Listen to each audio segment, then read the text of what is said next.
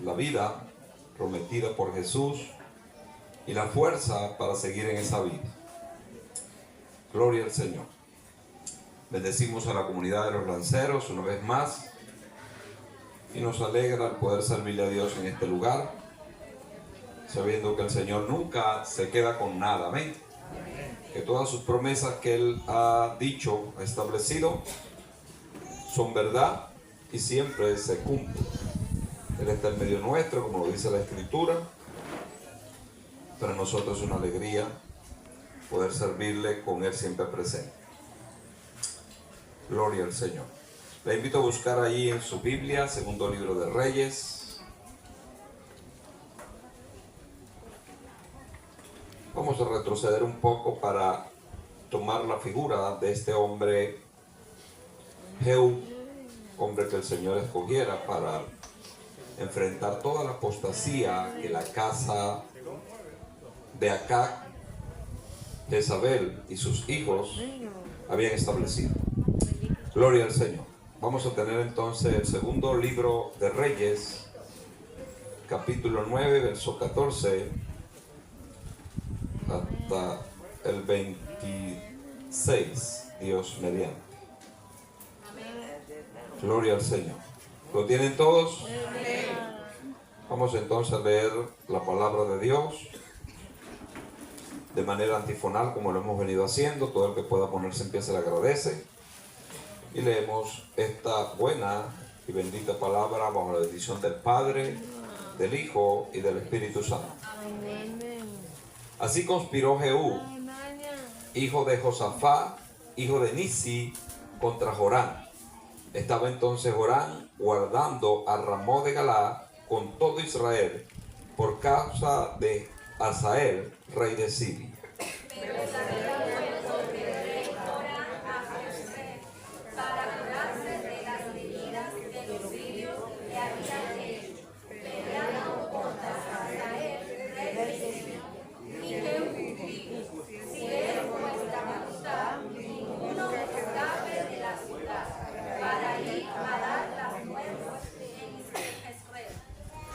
Entonces Jehú cabalgó y fue a Jezreel, porque Joram estaba allí enfermo.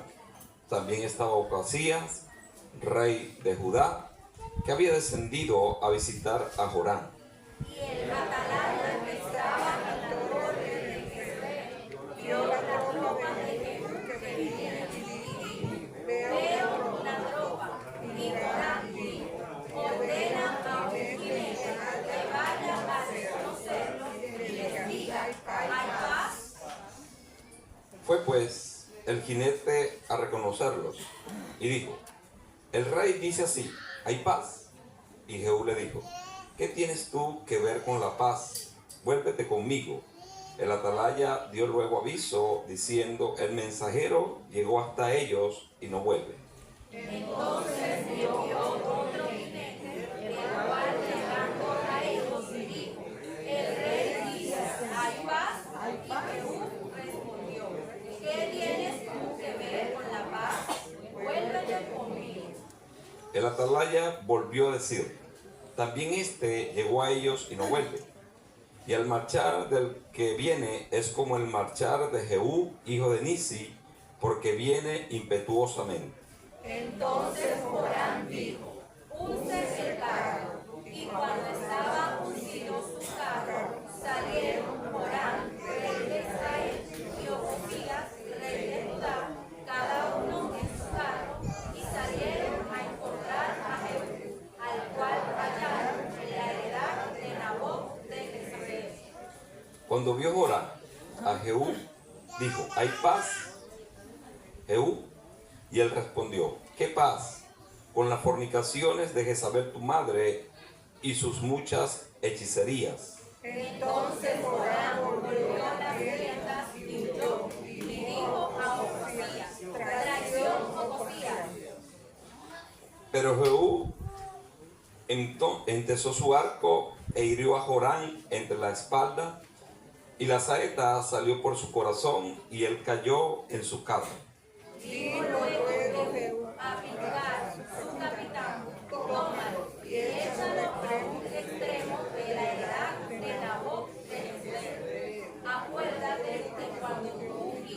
íbamos juntos a la gente de Acab, su padre. Jehová pronunció esta sentencia sobre él diciendo: Todos. Que yo he visto ayer la sangre de Nabot y la sangre de sus hijos, dijo Jehová, y te daré la paga en esta heredad, dijo Jehová. Tomadlo pues ahora y echadlo en la heredad de Nabot conforme a la palabra de Jehová. Amén y amén. ¿Cuántos aplauden a Jesús?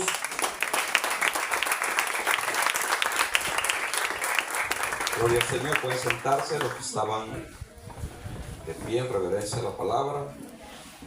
Gloria al Señor. Vamos a seguir hablando acerca de cómo Dios levanta hombres en momentos específicos para obras específicas. Dios siempre se vale de alguien que quiera servirlo. Ya hemos conocido todos nosotros que son más los que sirven al enemigo que los que sirven a Dios, lamentablemente. Pero cuando un hombre o una mujer se dispone a servir a Dios, Dios siempre tiene su poder en disposición para usar ese hombre. En este caso, Jehú, que fue ungido antes de estos pasajes, de esta lectura, ya sabemos que Dios le había encomendado una misión, un propósito. Desde el principio estaba asignado el propósito, solo que a medida que fue andando su vida, fue viendo realmente en qué consistía ese propósito. Hay personas que descubren el propósito de Dios a temprana edad. Hay personas que descubren el propósito de Dios a mediana edad. Y hay algunos otros que entienden el propósito de Dios cuando ya están en el ocaso de su vida. Estos tres grupos de personas, pero está el otro que es más complejo y triste. Está aquel que ni en temprana, ni a mediana, ni en ningún tiempo entiende el propósito de Dios. Saben que cuando algunos ven personajes malos en la escritura, como este que es el que matiza toda esta parte de la escritura, Jezabel, algunos piensan que Dios le creó para eso, que Dios permitió que ellos vivieran para que ellas fueran como Judá, Jezabel y otros tantos, Caín, fueran malos. No. Fuera Dios entonces contrario a lo que dice su misma palabra, que todo lo que Dios ha creado, lo ha creado como bueno. Dios todo lo que crea, lo crea bueno, y como Él es el que da el don de la vida, de seguro Caín, Jezabel, Balaán y todos los hombres y mujeres que en la escritura han errado, Dios también le asignó propósitos, le asignó parte de su obra, porque Dios todo lo que permite que tenga su vida le da propósito. Pero lamentablemente, al tener uno de los poderes que el hombre todavía no comprende que tiene, incluso los que se sientan en los lugares donde se enseña la palabra, no saben que tienen el poder de la decisión, el libre albedrío, la libre escogencia. Hemos puesto que el hombre es un ser triuno, y en esa parte almática él tiene su voluntad. En el alma está, se acuerdan que siempre hemos hablado, la mente, la voluntad y las emociones. Y de manera física pudiéramos ubicarla dándole esto de la voluntad una parte muy central e importante en el hombre. La mente está en la cabeza, sin duda alguna. Las emociones están en las vísceras, en el estómago, pero la voluntad está en el corazón. Por eso dice la escritura que de él mana la vida, porque él es el que toma las decisiones para que su mente sea lo que sea, para que sus emociones sean lo que sean. O sea, la parte más central del ser humano está en la voluntad. Entonces Dios asigna propósito, asigna su voluntad en las personas, pero las personas hacen su propia. Por eso cuando el Señor nos enseña a orar, debemos decir y hacer, más que decir, hacer.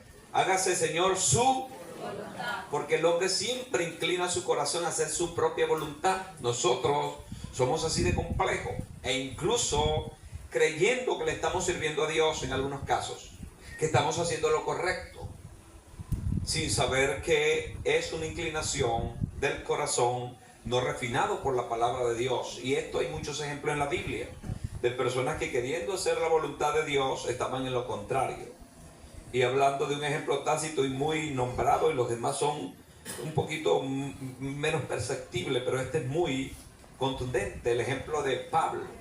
Antes de ser Pablo, Saulo, dice que él perseguía la iglesia del Señor creyendo que defendía la ley de Moisés, que estaba al servicio de Jehová, bajo los sacerdotes fieles a Dios.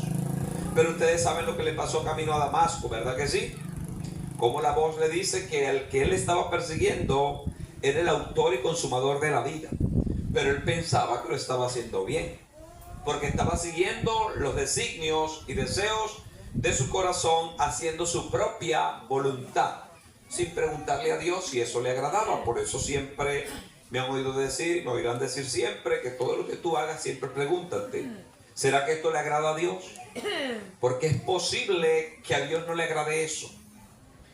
¿En qué consiste las cosas que la gente confunde, que agradan a Dios y no son la voluntad de Dios? Por ejemplo, Dios siempre ha hablado de entregar en su obra. Dios ha dispuesto su obra para que las bendiciones sean canalizadas y la gente sea bendecida. Es la forma que Dios lo ha establecido. De hecho, dice, traer las cosas que me van a dar a mi templo. Pero es bien posible que en algún momento alguien diga, pero ven acá, todas las personas que son pobres representan a Dios, y le da algo a un pobre. Está bien, hay que ayudar al necesitado. Pero esa persona dice, pero yo no tengo que llevar nada a la iglesia, no tengo que dar nada para nadie, sino al que yo quiera, porque la Biblia dice que me acuerde del pobre. Así hicieron los fariseos y saduceos cuando le dieron tanta importancia a la ofrenda y se olvidaron de quién pedía la ofrenda. Por eso también dice la Escritura que Dios quiere obediencia más que sacrificio. El pobre siempre está entre nosotros y hay que ayudarle, pero no podemos dejar de hacer lo que Dios ordenó que se haga. Es allí donde se cruzan los cables y la gente empieza a hacer su propia voluntad, creyendo y maquillando ese sentido de piedad como que es un agrado o es un servicio a Dios. Allí se empiezan a confundir los propósitos, y de eso está llena la tierra, de gente que anda sin propósito, pero diciendo que le está sirviendo a Dios, que lo está haciendo de manera correcta, que lo que está dando, que lo que está haciendo está en consonancia, porque todo lo hace apegado a la Escritura, sin entender que el Dios de la misericordia y el Dios de la paz tiene su ordenamiento, y las cosas que nos permiten que vengan a nuestro haber es para probar nuestro corazón.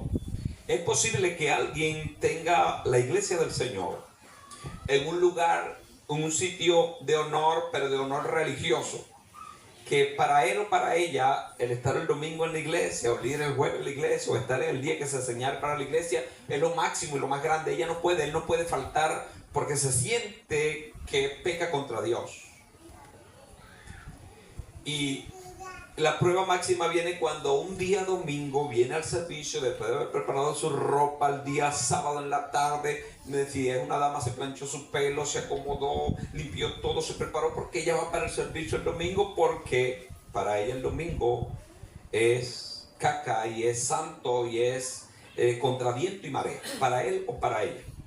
Resulta que Dios le va a probar, porque está viendo Dios, que sabe de sobra las cosas, que esa persona que está yendo al culto no está yendo por él, no está yendo por Dios, sino que está yendo por él mismo, para agradarse así y para cumplir un requisito religioso, para sentir algún tipo de alivio.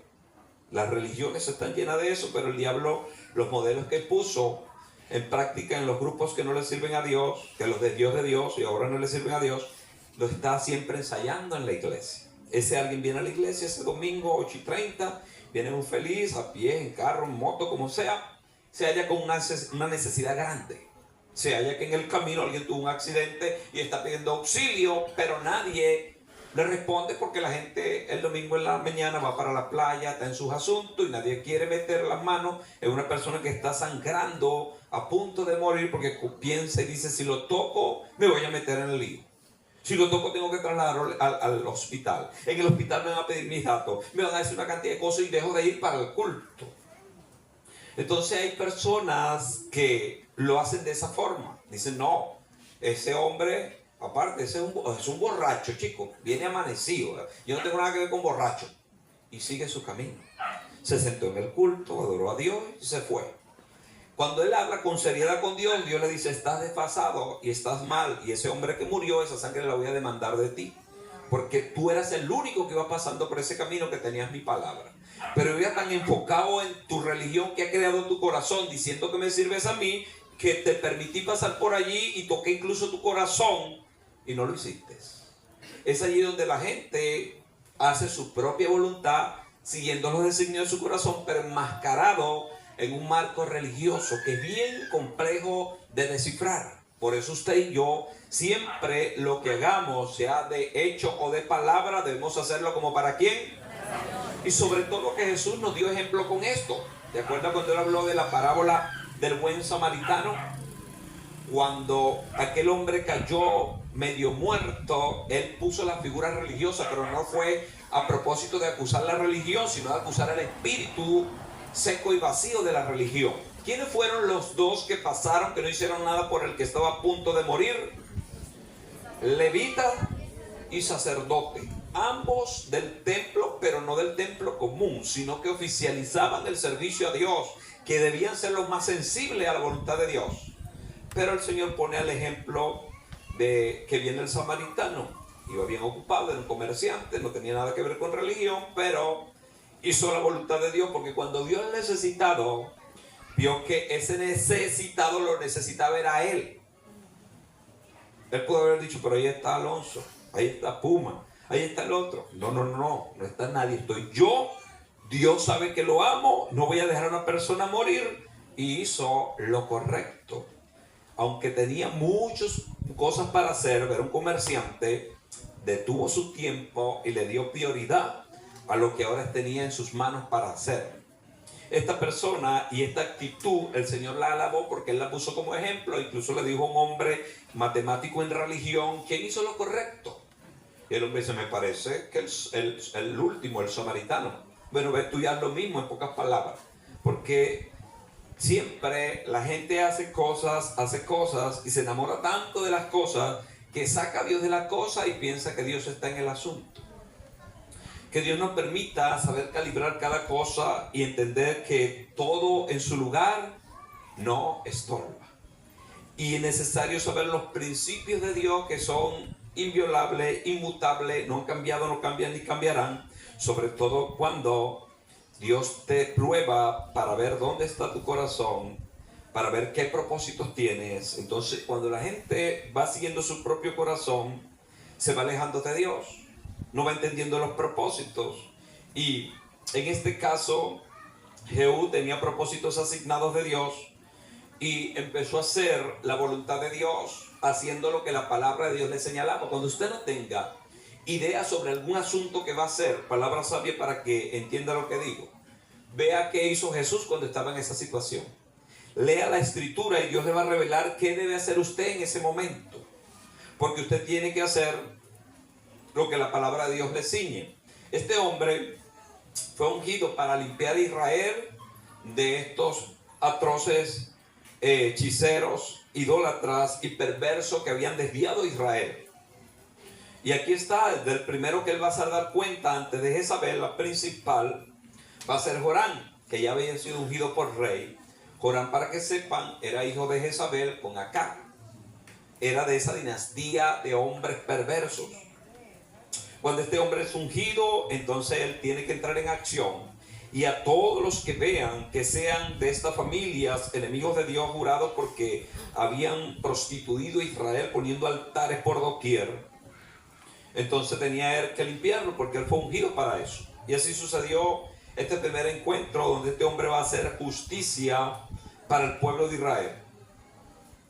Dice que él, cuando ya estos hombres que estaban con él, principales del ejército, le dicen: tú eres el rey. Sencillamente, si te ungieron, entonces tú eres el rey. Sintieron empatía, sintieron respeto y sintieron la profundidad y la convicción de que Dios estaba con ese hombre. ¿Qué dijeron?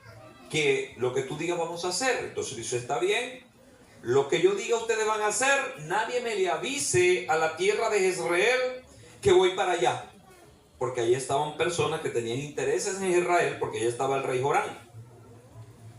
Entonces, cuando él ve que esta gente en verdad le va a seguir, emprende el viaje hacia aquella ciudad sin que le avisen a Joram y a Ocosías que estaban allí. Ocosías había descendido a ese lugar porque Joram estaba herido de guerra, por la guerra que tenía contra los sirios. Se estaba curando, en pocas palabras. Había puesto resguardo en la ciudad y estaba allí, pero es allí donde va a llegar este hombre llamado Jehú. Él emprende el viaje y como las ciudades amuralladas de ese tiempo tenían una torre donde se monta la atalaya, pudo ver que venía una tropa, un ejército. ¿Cómo esta gente podía descifrar este tipo de asuntos? Tenían discernimiento, eran personas expertas para ser vigilantes. Cualquiera no es un vigilante, aunque ahora en nuestra sociedad es como menospreciado este trabajo muy necesario para que las cosas marchen. Y se le ha cambiado el nombre. Antes a decir vigilante, este es el vigilante. La gente sentía cierto respeto. Pero ahora, como fue un poco menospreciado este tipo de trabajo del paleo, ahora le han cambiado el nombre, pero sigue siendo un vigilante. ¿Cómo es que le dicen? Oficial de seguridad, guachimán, sereno, pero hay un PCP, una cosa así que dicen. Ajá, por allí, porque más bonito, con letras, con siglas que parezcan como el FBI, la CIA, algo así. Es un vigilante que es algo muy necesario. Es necesario. De hecho, los ángeles vigilantes de Dios siempre hacen su trabajo. A nosotros nos toca, para que sepa, si alguien no lo sabe, tiene que saberlo y ceñirlo en su espíritu para siempre. Nosotros somos los vigilantes de la obra de Dios en este sector. ¿Sabía usted esa responsabilidad? Yo traté de ponerlo allí de manera un poco enigmática, o no sé cómo decirlo, como un emblema.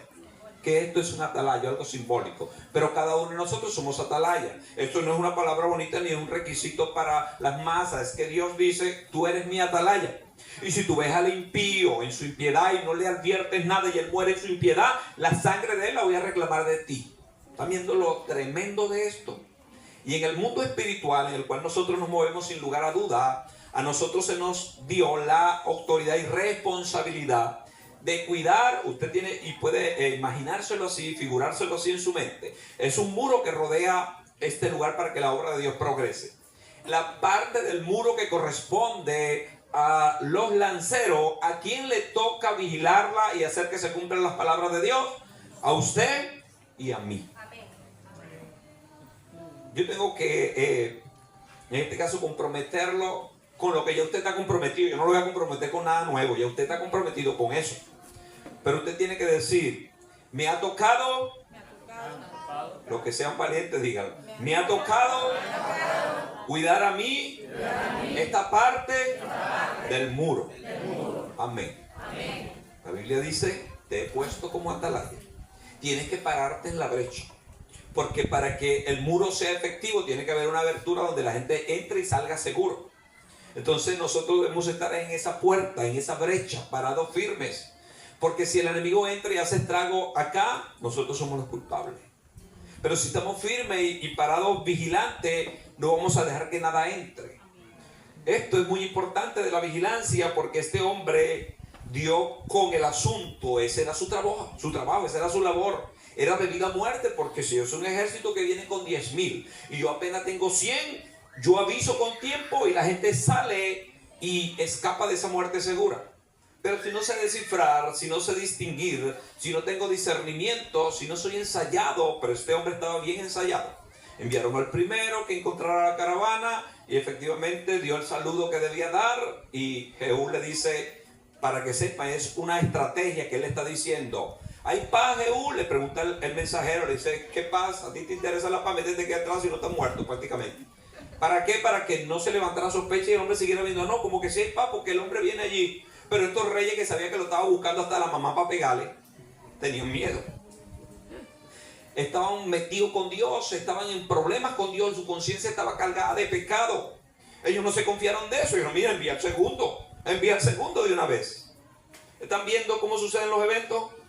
Lo que leímos, dice que enviaron al segundo, el cual también cabalgó hacia donde venía la tropa, y el mismo asunto, le pregunta, ¿y paz? Que dice que tiene que ver tú con la paz, métete aquí atrás y punto. Y el hombre se metía, no se mete, si flechas, lanzas, era lo que sobraba allí. Y tenía una tropa, quizás más de 100 personas, quizás más de 300 personas, quizás 500 personas. Venían armados hasta los dientes y sobre todo que venían ungidos por Dios para limpiar a Israel. Ay de aquel que se atravesara en contra de este mandato de Dios. Bueno, así sucede, pero el hombre se detuvo porque él conocía la profecía. Jehú se detuvo nada más y nada menos que en la heredad de este hombre, el cual le dieron muerte. Jezabel le dio muerte para entregarle su heredad o su herencia, su hacienda a Acab. ¿Se acuerdan de este hombre?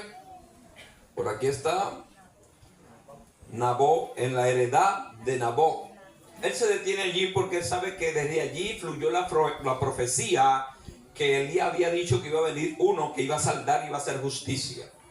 Fíjense cómo son los planes de Dios. Él cumplió a cabalidad el tomar estos dos jinetes y quedarse quieto. Se detuvo en la heredad de este hombre que ahora se me va el nombre, ustedes lo dijeron ahorita. Nabot, la heredad de Nabot. Se detiene allí y estos reyes, en vez de huir, la estrategia de Jehú, los que no saben entender el trasfondo de lo que está pasando, tuvo su cumplimiento, tuvo su eficacia. ¿Por qué tuvo su eficacia? Porque ellos se confiaron y dijeron, ¿quiénes serán esos? ¿Quiénes vendrán? Aunque la atalaya cumplió su función, porque una vez que el segundo jinete se mete en el pelotón que viene, él dice, sin lugar a duda, yo sé quién es ese que viene al frente de esa caravana. Es nada más y nada menos que Jehú. Y viene, sé que es él porque viene con una furia muy fuerte, viene impetuoso en su carruaje, viene con todos los hierros. Estos reyes debieron de irse, huir, pero ellos estaban anestesiados por la necedad, por la insensatez, y no entendieron que el atalaya cumplió su función. El atalaya cumplió su función, vieron a uno, vieron al segundo y ya a la vista de él pudo discernir que ese era un enemigo de ellos, que la forma en que venía cabalgando era fiera y terrible. Les dijo, pero ellos no hicieron caso. No hicieron caso al aviso que se le dio. Dios nos guarde de nosotros no hacer caso a los avisos. Dios nos guarde a nosotros de endurecer nuestros corazones cuando Dios nos está diciendo algo. Porque Dios es misericordioso y siempre manda sus salvavidas, siempre envía su ayuda a tiempo. Si nosotros no hacemos la voluntad de Dios y queremos hacer la nuestra, nos metemos en problemas y se crean situaciones de las cuales después muchos nunca pueden salir. ¿Por qué? Porque no le hacen caso a los avisos de Dios, no le hacen caso a los mandatos de Dios. No tienen oído presto a oír lo que el Señor dice. Siguen haciendo su voluntad. Este hombre, era importante este atalaya porque él cumplió su misión. Saben que en cierta universidad prestigiosa, una de las últimas pruebas que fueron sometidos aquellos alumnos para ser admitidos en esa gran universidad, después de un tiempo, de un curso que se alargaba quizás por 1 año y medio, 2 años, imagínense, para entrar allí y estudiar esa carrera que ellos querían. El profesor, el último examen que le hizo, que era el final, que era el que decía si sí o si no, de las 10 preguntas que le hizo, le dijo, una de esas preguntas va a valer casi la mitad de todas las demás. Tiene que contestarlas. ¿Sabe? Entre las preguntas que él hizo fue, ¿cómo se llama el vigilante? ¿Cómo se llama el que le abre la puerta a ustedes todos los días? Porque si ustedes están estudiando esta profesión que tiene que ver con socializar, tienen que haber conocido a ese hombre que por 1 año y medio, 2 años se le abrió la puerta. Tienen el nombre y apellido de ese hombre. Algunos pensaban que era algo simplista y el que no contestó fue aplazado para repetir 1 año y medio otra vez de estudio. Porque él dijo, el vigilante es importante porque es el primero que está en la puerta. Es el primero que le saluda, es el primero que le abre, el primero que le cierra, es el que siempre está allí. Es el primero que llega y el último Entonces es importante, y sobre todo esa profesión que ellos estaban tomando, que tenía que ver con socializar, entonces esto le trajo gran problema. Así que si alguien está fungiendo como vigilante de alguna empresa, eso es un lugar y es un trabajo. Todos los trabajos tienen honra y son de bendición. Hágalo bien, amén. No cierre los ojos cuando entra el vivaracho porque es su familia. Porque uno dice, no, yo no vi nada, porque en verdad se tapan los ojos cuando saben que va a venir a esa hora tal o cual persona. Pero Dios nos guarde. Si usted no es vigilante de ninguna parte de alguna asignación humana, sabe, entienda, crea. Usted es vigilante del muro que corresponde a la obra de Dios asignado a los lanceros. ¿Se oyó bien? ¿No se entendió bien? Lo sé. Pero yo se lo debo decir. Dios cuenta con usted y conmigo para que nosotros vigilemos y su obra avance en este sector y en este lugar. Hay mucha gente por allí que está dormida. Dios la puede despertar y traer. Y la está despertando y va a traer. Pero a los que estamos ahorita somos nosotros. A quienes nos va a pedir cuenta todos estos años que hemos estado aquí, somos a nosotros. Es a nosotros que nos van a pedir cuenta. Algunos no saben que estas cuentas son tan importantes porque piensan que van a vivir toda la vida. Cuando a la gente el agua le llega a las narices, que están a punto de partir, entre las cosas que le vienen es, Señor, ¿será que yo te he servido siempre? Y es posible que la voz de Dios le diga, no, nunca cuidaste la parte del muro que te asigné. Nunca hiciste tu trabajo de manera efectiva. Cuando medio lo hacía era porque te empujaban. Sufrías del síndrome de la carretilla, ¿se acuerdan? Que es que siempre llevaba. Pero aquí no hay nadie así, todo el mundo tiene 4 ojos viendo bien lo que Dios le asignó. Aquí estamos más mosca que piloto nuevo, amén. Dice que cuando un piloto hace su primer vuelo en el avión, va pendiente de todas las luces, brinca, salta, y él las sabe, todo se lo graba. Triste que después se super confía y luego de exceso de confianza suceden algunos accidentes de esa área. Pero el vigilante aquí cumplió su misión a cabalidad. Cuando enviaron los 2 mensajeros, camuflaje que hizo Jehú, métanse atrás y sigan como que si nada ha pasado, él dijo, ya sé quién es el que viene adelante. Sin duda alguna dio el nombre. Tenía discernimiento para saber quién era ese hombre. Sabía cómo cabalgaba ese hombre. Sabía cómo se movía ese hombre. Y sabía cuál era el nombre de ese hombre. ¿Sabe? En la vigilancia que te estoy hablando, que nosotros estamos cumpliendo como congregación, pero ahora la dispongo al capítulo de tu vida. Como vigilante de los bienes que Dios te dio. Vigilante de la familia que Dios te dio. ¿Tú has podido descifrar cuál es el principado que el diablo ha asignado para destruir tu vida y tu familia? ¿Has discernido cuál es? ¿En qué consiste? Ustedes me han oído hablar y han oído hablar a muchos predicadores acerca de las herencias espirituales. Las herencias que nos dejaron nuestros padres. Quizás el de alguien acá sea que su padre y su madre nunca se entendieron. Siempre vivieron una guerra. Era una batalla, una lucha, algo terrible. Ahora usted se casó, hombre o mujer, y siempre es tentado a crear problemas. Por todo alma una batalla. En un vaso de agua hace una tormenta que inunda el mundo. Una cosa terrible. No se necesita mayor discernimiento para saber que usted tiene que luchar contra ese monstruo llamado el mal carácter. Esa formación de querer tener siempre la razón. Entonces, quien vigila sobre su propia vida, porque no solamente debemos hacernos expertos en discernir las situaciones que nos rodean, está bien, pero lo más importante es discernir cuáles son mis propias batallas, cuáles son los propios fantasmas que se están levantando para destruir mi vida. ¿Quiénes son? Debo saber quiénes son, porque cuando sé quiénes son, sé contra quién voy a luchar. Lo importante de saber discernir quién es el que viene, quién es el que está, es porque ahora no vamos a disparar a la luna. No vamos a buscar a Dios por los rincones. Vamos a ir directa y completamente contra ese principado. Lo que hemos logrado, victorias teniendo familias como la gran mayoría la tiene, familias difusas, confusas, complejas, que no han funcionado como tal. Un padre y una madre que se divorció, una madre que es un poco dada a las cosas, un padre borracho, mujeriego, lo que sea, todas esas cosas que se nos dan como herencia. Lo que hemos logrado, mantener la victoria y dar un legado diferente a nuestros hijos, es porque hemos descifrado cuál es ese enemigo. en qué consiste ese enemigo, por dónde nos quiere llevar ese enemigo. Entonces cuando discernimos como este atalaya, entonces sabemos quién es y cómo podemos atacarlo, cómo se debilita, contra quién vamos. Si usted es una persona que hereda de una matriz de personas mentirosas, que por todo miente, que todo es una apariencia, que todo es una fachada y viven en ese mundo, entonces en el nombre de Jesús usted descifra cuál es ese problema, o ese es el problema, y tiene que luchar contra eso. ¿Cómo se lucha contra eso? Una vez que se sabe cuál es el problema, no me voy a ligar a mentira. Como sé que cuando se trata de dinero se me mueven los pies y estamiento, por eso me voy a apartar de personas que anden en ese mundo trabajando con dinero, porque me van a llevar a la mentira.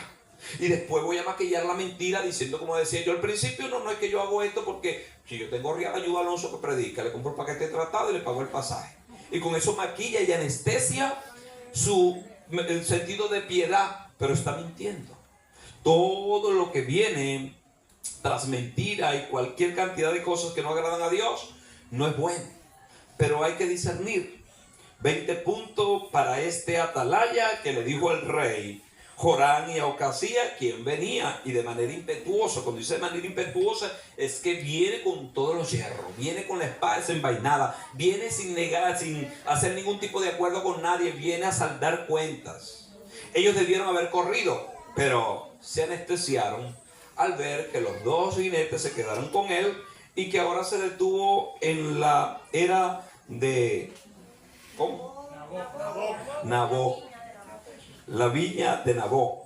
Se detuvo allí. Ellos van, descienden allá, y si Jehú iba por ellos, los iba a buscar en esa ciudad aunque estuviera amurallada, ahora ellos tuvieron la desfachatez de salir. ¿Sabe por qué lo hicieron? Porque estaban anestesiados con futilidad, con necedad. Eran personas realmente, como lo dice el Señor, el que oye mi palabra y la hace, le compararé a un hombre prudente, pero el que no la hace es un insensato. Oyeron la palabra del atalaya, les dijo la verdad, y ellos esto lo usaron como para suavizar su vida y pensar que sencillamente podían hacer un acuerdo con aquel hombre. Entonces envió otro jinete. El atalaya cumple su función, el verso 20 lo vemos. Entonces Joram dijo, unce el carro. Aquí está cuando ya la estrategia de Jehú se consuma. La necedad vino al corazón de ellos, porque así es la cosa. Cuando nosotros no oímos el mensaje de Dios, cuando no oímos la palabra de Dios, se le entrega un espíritu de estupor a la persona, un espíritu de necedad, un espíritu de neofitismo, un espíritu de confusión. Porque si no crea la verdad, si no acepta la verdad, ¿quién lo puede salvar? ¿Qué se puede hacer por él? Entonces el enemigo, que cuando ve que alguien desprecia a Dios, él viene y se apodera, entonces viene con su necedad. Porque aquí está, se le apoderó la necedad, y esto es bíblico, porque la Biblia dice que el que oyó la verdad y la rechazó, ahora viene un poder engañoso para que crean a la mentira. Eso lo he visto yo de sobra en mi poco tiempo en el Evangelio. Personas que tuvieron en la iglesia, llamados por Dios, tuvieron siendo tocados por Dios, Dios tenía planes con ellos, pero por andar con un espíritu de estupor, apocado, necio, sin sentido de lo que Dios le estaba diciendo, fueron y vinieron sin compromiso, y vino un poder engañoso. Y yo he visto personas que estuvieron en la iglesia vestidos de blanco, con collaritos y gorros. Pero esto no estaba en la iglesia.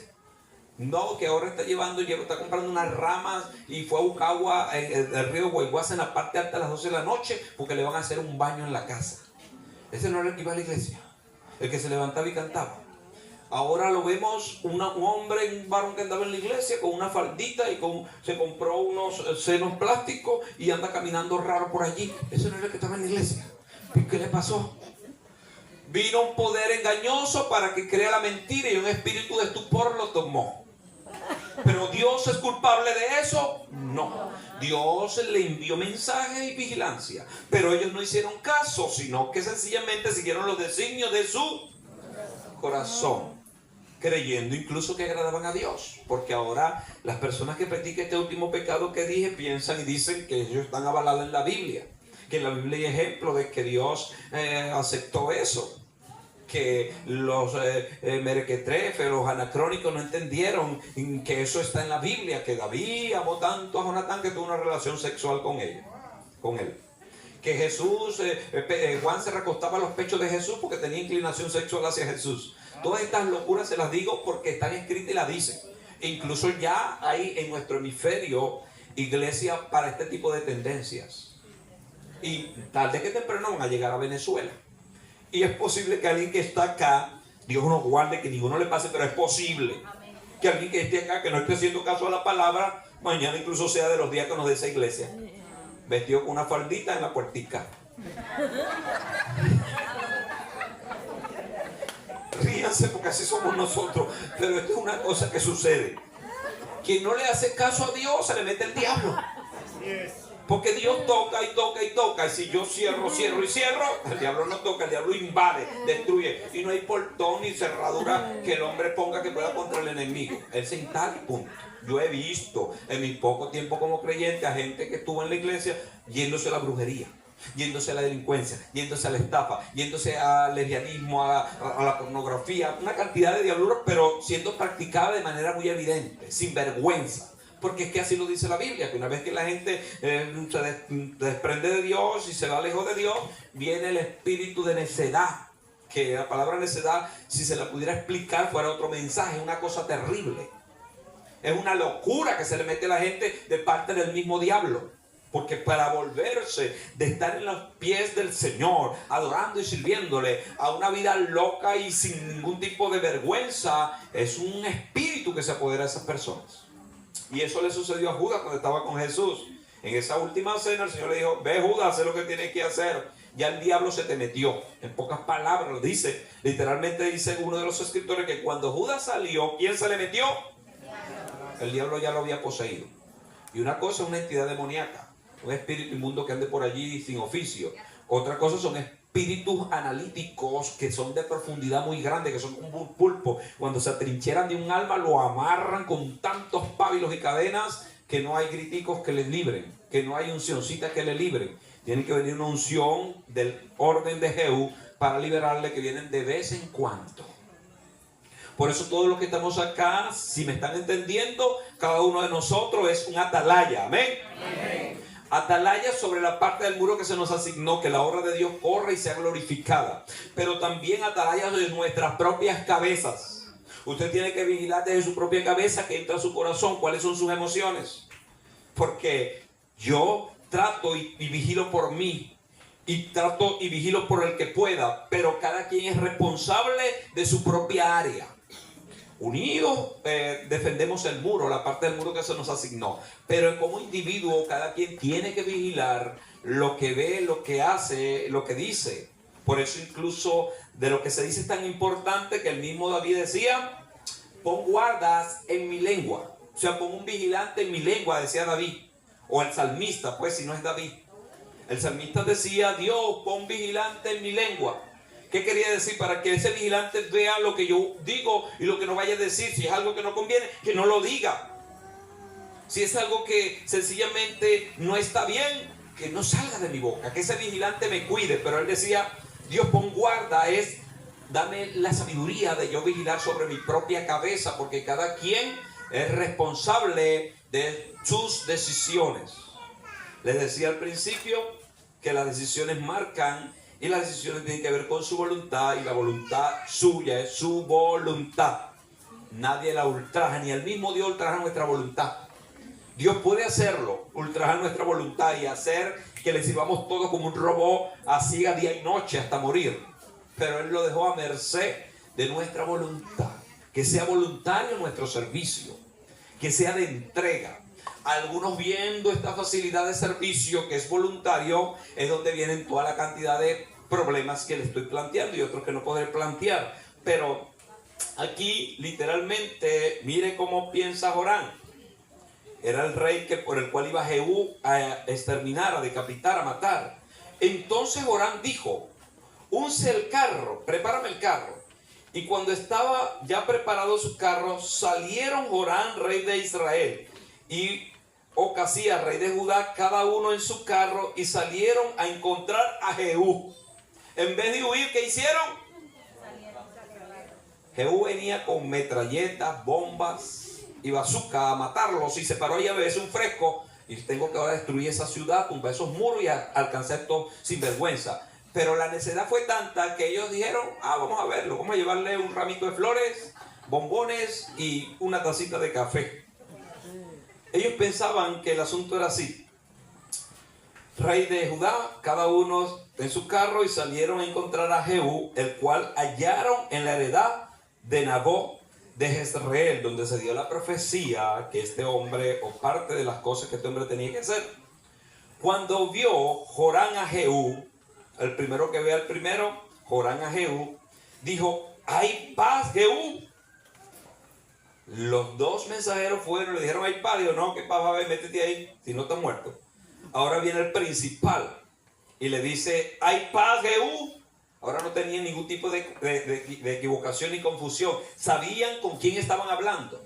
Era Jehú el que había sido ungido para hacer justicia a Israel en ese pueblo, en ese tiempo. Este rey le dice sin titubear: ¿hay paz, Jehú? Y mire la respuesta que le da. Y él respondió: ¿qué paz?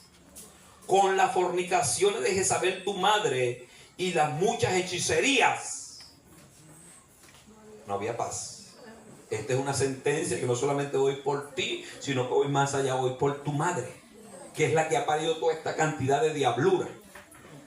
¿Sabe que este hombre emula un poco el ejemplo de otro rey que en algún momento, cuando hablemos de los reyes, si seguimos en esta secuencia, como pienso que pudiera ser, vamos a hablar que este rey tuvo que destituir a su madre, que era madre princesa, madre reina, porque ella había puesto la idolatría en el pueblo de Israel. No me importa que sea mi madre, si se trata de la justicia de Dios, fuera de aquí. Que es allí donde nosotros como cultura somos muy blandengues. Muy blandengue. Si se trata de mi hijo, no, mi hijo yo le permito que fornique aquí en el cuarto, contar que esté en el cuarto, pastor. No, que pague su hotel, se vaya a un puente, donde sea, pero su casa no puede ser permitida para eso. Si usted dice que teme a Dios, si su casa está bajo el recuerdo de Dios. Ahora, si usted no lo dice y hace lo que quiera, está bien. Pero si usted dice que ama y sirve a Dios y esa casa es suya, tiene que ser respetada. Ahora bien, algunos piensan que están pidiendo ese respeto como para salvaguardar a Dios, no es para salvarlo a ellos. ¿Cómo es eso? Bueno, que si tú le permites el pecado en tu casa, ellos no ven ningún tipo de diferencia. Pero si ellos ven que la madre o el padre, el hermano, el dueño de la casa no le permite pecar allí, dice: ¿por qué será? Porque él le teme a Dios. ¿Quién es ese Dios? Y empiezan a indagar y se salvan. Amén. Pero si no, permítelo, yo también me meto ahí en el cuarto y hasta le canto una canción y le oro para que todo sea en paz. Gloria a Dios. Yo he visto a personas, mire, si le cuento lo que mis ojos tiernos de esta edad tan tierna que tengo de 50 años ha visto en las cosas cristianas. Ustedes se caen para atrás. Algunos me las reservo porque son muy grotescas, pero esta se la puedo contar, de una madre que estaba siempre en la iglesia, en los servicios e incluso en el liderazgo, en los robos de motos de aquello, quizás de los 2000, cuando se robaban todas las motos y había muchos muertos. Un día cayó, una cantidad de gobiernos, grupos selectos del gobierno en su casa, y empezaron a sacar como 60 motos que tenían allá atrás. Y yo no sé, usted va presa también. ¿Cómo que no sabe? No, que yo no veía que ellos trabajaban ahí todas las noches. Empezaban a trabajar de las 12 de la noche hasta las 4 de la mañana, pero yo pensé que estaban como jugando. Presa. Permitía todo este tipo de robo con sangre implícita en este tipo de cosas. Una persona que es creyente, en su casa donde ella manda, haciéndose de la vista gorda, cerrándose los ojos, cuando la maldad está practicándose en sus mismos previos, en sus mismos dominios. Esto no conviene a ningún creyente. No le conviene a nadie. Usted es vigilante sobre sus bienes. No permita que la mentira y la trampa, si alguien lo hace sin su conocimiento, se mete en lío con Dios. Pero si usted tiene y presta su conocimiento, si usted calla viendo el mal y el problema, usted se hace partícipe. Dios nos guarde de caer en ese tipo de problemática, porque cuando Dios toma la espada y envía a Jehú, no hay ningún tipo de acuerdo. Las cabezas van a rodar. El juicio de Dios es certero. ¿Sabe por qué la gente se queda abismada y se sorprende cuando el juicio de Dios es certero? ¿Pero por qué Dios actuó así? Porque Dios en su gran misericordia le dio muchas oportunidades, pero no quisieron hacer nada. Y Dios es amor, ¿verdad que sí? Pero también lo dice en la misma expresión cuando habla que Dios es amor. Dios es amor, pero es justicia. Entonces su justicia, cuando Él la ejecuta, es perfectamente hecha. Entonces Dios nos guarde de nosotros suavizar, ligar negociar con cualquier cantidad de cosas que estén malas. En el nombre del Señor, fuera. Amén. Que nos dé Dios el temor y la fuerza de no unirnos a ningún tipo de plan que parezca muy hermoso, pero que lleve implícito la mentira, la trampa, todas las cosas que son contrarias a Dios. Dios nos guarde y nos libre. ¿Hay paz, Jehú? No puede haber paz contigo, sin vergüenza. ¿Qué paz con las fornicaciones de Jezabel, tu madre? Si le declara esto a un rey, era porque iba con todos los hierros, porque todos estaban postrándose ante Joram como rey, temblándole el pulso. Este hombre con la espada desenvainada, dijo, ¿qué paz va a haber si las fornicaciones de tu mamá y las hechicerías tienen a Israel vuelto un desastre? Hasta hoy dura esto. Y tú no te vas a ir. Cuando él oyó tal expresión, mírese lo que dice. Entonces Joram volvió las riendas y huyó y dijo a Ocasías, patica, ¿para qué las quiero? No, esa la añadí yo. Traición, Ocasías, corramos. Pero Jehú entonces entesó su arco e hirió a Joram. Sí, iba a derrumbar las murallas para encontrarlo, y este hombre se le pone allí cerquita. Un arquero especial, era general del ejército del cual él se estaba sublevando. Tomó el arco, tomó la flecha y la arrojó. ¿Y vieron cómo lo describe la Biblia? Que entró por la espalda. ¿Y por dónde le salió? Por el corazón. Quedó muertecito en su mismo carro. ¿Por qué? Por haber hecho siempre lo malo, por haber seguido los instintos de su corazón, por nunca haber aceptado los mandatos y las advertencias que Dios le envió.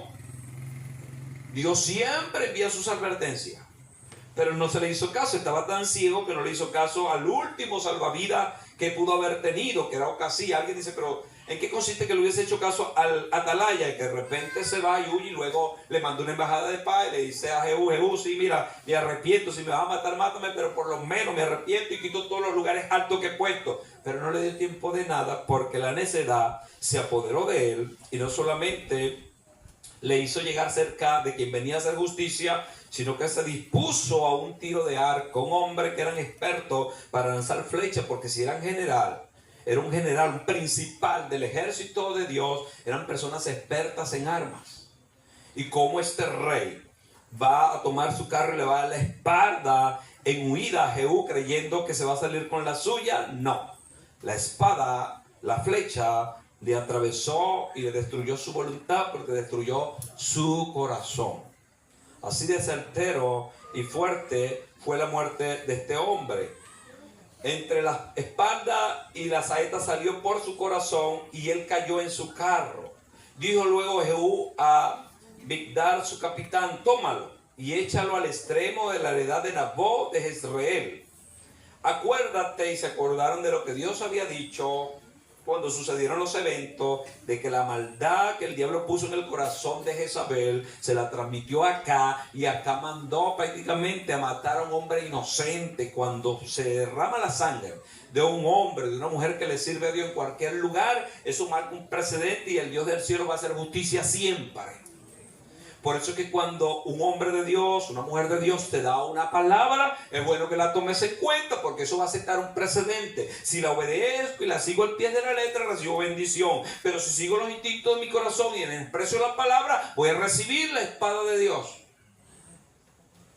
Y estos son los mensajes que a la gran mayoría de los públicos modernos que van a los grupos cristianos no les agrada.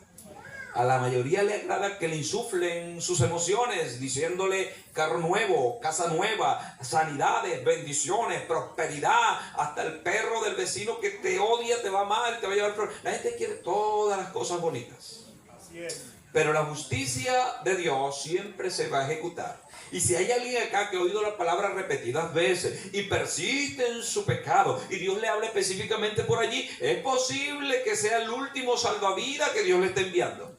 Yo debo ser atalaya preciso, por eso puse allí para acordarme siempre de que esto es una verdad, que todo el que pisa este lugar y da la palabra de Dios es un atalaya.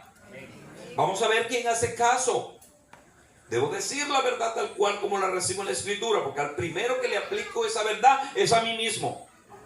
Porque les dije, debemos atalayar de manera exterior, pero debo atalayar de manera interior. Yo debo ser mi propio guardián. Y esta palabra la estoy recibiendo.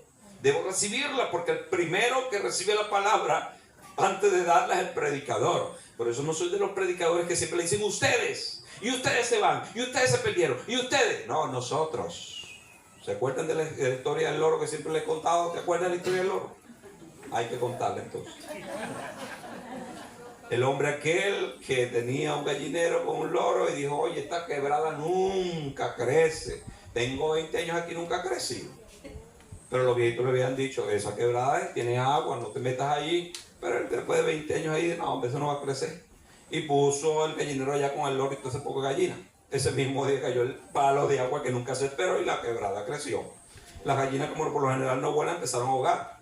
Y las gallinas le decían al loro, pero pide ayuda. Y él le decía, griten, griten, se ahogan, se ahogan. Pero cuando el agua subió donde estaba él, ahora sí gritaba, nos ahogamos, nos ahogamos. Entonces, como predicador no es ustedes, somos nosotros. Todos somos de carne y hueso. Y por el hecho de que hayamos pasado algunos peldaños más que otros por el tiempo que tenemos y la dedicación que hemos tenido, no quiere decir que somos impenetrables, impecables y que somos perfectos. No, todos somos reos de esta palabra. La palabra me está diciendo a mí, yo se la transfiero a ustedes, que debo vigilar sobre mi vida, que debo vigilar sobre la parte del muro que me asignaron. Ahora te estoy diciendo en estas verdades que usted tiene que hacerlo, como Dios nos manda a hacerla a todos.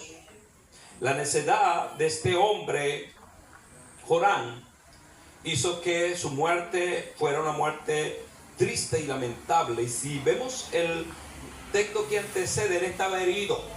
Él tomó fuerza para irse a encontrar con este hombre, pensando él que venía algún tipo de alivio para su ejército. Jehú viene, es un hombre de guerra, viene con un ejército, viene a darnos apoyo. Pero esta necedad se le pegó a él por no haber hecho caso a la palabra de Dios. Quien no hace caso a la palabra de Dios, quien no se salva con la ayuda de Dios, ¿quién lo puede salvar? Ni el chapulín colorado. Dios nos ayude a entender que como ungido que somos de Jehú, debemos hacer justicia. Básicamente, esta es una parte del mensaje muy importante. Y la otra, la última que estoy diciendo, que he remarcado varias veces, ser vigilante sobre lo que oyes, sobre lo que hablas. Pero lo más importante es sobre lo que piensas. ¿Qué piensas? ¿Qué piensas? ¿Qué te matiza? ¿Qué te gobierna? ¿Qué te rige? ¿Cuál es el pensamiento que te está rigiendo? Y ya con esto concluyo, no se preocupen. Que ahorita mismo hay en boga una sombra negra una vez más que le ha servido al diablo siempre en esta nación desde que ha entrado en estas debacles y estas problemáticas que existen. Una nube negra de preocupación extrema. La gente entrando en preocupación sale corriendo a hacer un viaje que no sabe ni si a dónde va. Como una persona hizo el viaje, ¿por qué está allá? Ayúdenme. Tú estabas aquí tranquilo. Pero eso, son impulsos locos que a la gente se le apoderan porque hay una sombra negra de desesperanza, así se llama. Yo me vi en un sueño denunciando esto y cuando lo sueño es porque debo hacerlo en la realidad. Y aunque lo dije, lo vuelvo a decir. Hay un espíritu que se descubrió, como el atalaya vio este Jehú que viene de manera impetuosa. Hay un espíritu de desesperanza. Y te debo decir, calibra lo que estás pensando porque por allí viene el asunto. Si estás dejándote abismar, subyugar, apoderar de pensamientos contrarios a la voluntad de Dios, eres blanco perfecto para esta nube de desesperanza. Creer que no hay ningún tipo de alivio, ni ningún tipo de avance, ni ningún tipo de estadía, de prosperidad en esta nación, porque se lo llevó quien lo trajo, como algunos dicen, una cantidad de cosas. No repita eso, no piense eso. Y usted está durmiendo bien, se acuesta y duerme bien, o lo rige ese pensamiento para que sepa si está siendo blanco de ese tipo de pensamientos. Si yo estoy haciendo blanco de ese tipo de pensamiento, ¿qué me rige antes de dormir? Las preocupaciones me absorben y no me dejan dormir hasta que me canso mucho en la noche y medio duermo y me levanto a las 3, 4 de la mañana desaforadamente otra vez a pensar lo mismo. Entonces esa persona está siendo ensayada por este espíritu para apoderarse de él o de ella y crear locuras, ideas raras en sus cabezas. Dios nos libre y nos guarde. Debe vigilar sobre lo que habla, debe vigilar sobre lo que oye y debe vigilar sobre lo que piensas. Si es el caso de que ya estás pensando cosas nocivas y no la puedes sacar de tu cabeza, aquí está la medicina número 1 que siempre ha funcionado, la palabra de Dios. Aplícala, léela. Este es el momento. Es más, como eres tan perezoso, soy tan perezoso que nunca leo la palabra de Dios en ninguna hora, porque en el día que estoy muy ocupado, entonces toma este momento que se te va el sueño y agarra tu gran Biblia y haz un estudio de la palabra de 3 de la mañana, 4 de la mañana, 2 de la mañana. Pero y lo voy a trasnochar. Vas a sacarle provecho al espíritu. Y como Dios está viendo tu fidelidad, hace así, el demonio huye y duerme feliz como un bebé. Pero primero lo primero. Y no tome como un varón una vez me dijo, no, yo cuando no tengo sueño, ya yo sé cómo me da sueño rápido. Él lo hizo como una manera estratégica, pero yo lo absorbí en el espíritu en contra de ese tipo de patrón. Era una persona nueva creyente, yo estoy hablando de unos 32, 33 años. Este hombre con casi barba en su quijada y muy sabio del Señor me dijo, cada vez que yo no puedo dormir, yo sé cuál es la herramienta para dormir. Empiezo a leer la Biblia y ahí mismo me da sueño. Él lo dijo de una forma que era su estrategia, pero yo lo vi de un menosprecio de la palabra. Por eso ese hombre nunca creció en la palabra del Señor. Y nosotros le pasamos por encima como un Ferrari, porque él nunca escudriñaba la palabra. Esa era su forma, que para que le diera sueño, él leía la palabra. Como algunos dicen, voy a la iglesia y la única vez donde yo duermo a los César es en la iglesia. Ahí donde duermo bien. Cuando el pastor empieza a predicar, ya yo llevo por la ovejita número 99 y me dormí. Y le digo a los diáconos, no me moleste que estoy en meditación profunda. Dios nos guarde de que nuestra mente no esté atada por estos pensamientos, porque usted, como este vigilante que advirtió a Jorán y a Ocosía de que venía Jehú, fue efectivo. Que el vigilante de la palabra sea efectivo. Y si te estoy diciendo, si hay pensamiento, ahí sí hay que usar la palabra. La palabra tiene múltiples promesas de que nosotros debemos y podemos dormir en paz. Que todas las cosas que han pasado, que están pasando y que van a pasar, están en las manos de Dios. Y que a nosotros no nos va a pasar nada que el diablo y el hombre quiera. A nosotros nos va a pasar todo lo que Dios ha dicho. Si usted cree esta verdad y la ciña a su mente, ese vigilante de la palabra va a proteger. Cuando venga el pensamiento contrario, el vigilante de la palabra va a decir, por aquí no pasa ese pensamiento de temor, porque aquí está un hombre, una mujer que confía. La palabra te va a defender, porque la palabra es espíritu, y la palabra como espíritu es viva y eficaz y corta todo amarre del enemigo.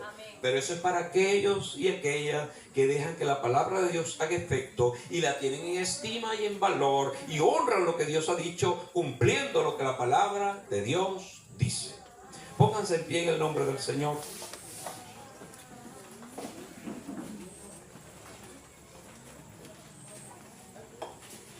Nadie vaya a decir después que no se le dijo.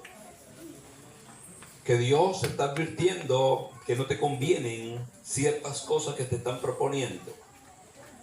Ciertas cosas que tú mismo te estás proponiendo de ese corazón que está desviado de Dios, te está proponiendo. Dios nos ayude y nos dé la fuerza para no emprender ningún tipo de misión, de viaje, de negocio, de asuntos donde Dios no esté. Padre, en el nombre de Jesús, te agradezco por tu buena palabra, Señor. Gracias por la unción que le diste a Jehú, que no negoció, aunque estos reyes vinieron de seguro con propuestas. Los dos principales reyes de ese tiempo vinieron a su encuentro para suavizar el mandato que le diste, para de alguna forma negociar. Pero estaba tan claro y precisado en tu voluntad que no desaprovechó para él mismo arrojar el dardo al corazón del enemigo. Danos la fuerza para no negociar, para no acariciar, para no albergar en nuestro haber nada que sea del anatema, que sea contrario a tu voluntad.